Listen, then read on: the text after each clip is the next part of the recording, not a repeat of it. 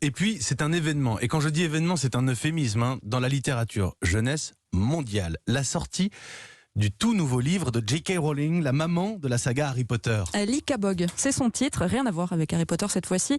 Forcément, il y a une attente colossale autour de cette sortie. Victor Delande a eu la chance de lire ce livre en premier.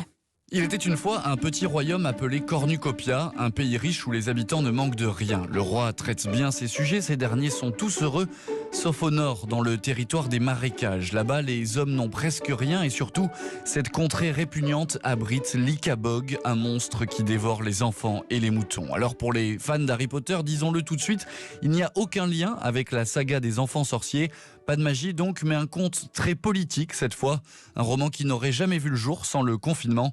Edwige Pasquet, présidente des éditions Gallimard Jeunesse. En fait, J.K. Rowling l'avait écrit pendant qu'elle écrivait Harry Potter. Et elle le racontait tout le soir à ses enfants. Et puis, elle l'a relégué dans son grenier. Quand le coronavirus est arrivé, elle a souhaité faire quelque chose pour les enfants. Elle a commencé à re-raconter cette histoire à ses enfants qui avaient grandi, bien sûr. C'est certainement le Covid qui a précipité les choses. Dans ce roman que les enfants peuvent lire à partir de 8-9 ans, on retrouve les thèmes favoris de J.K. Rowling, la famille, l'amitié, l'abus de pouvoir et surtout la dénonciation des fake news.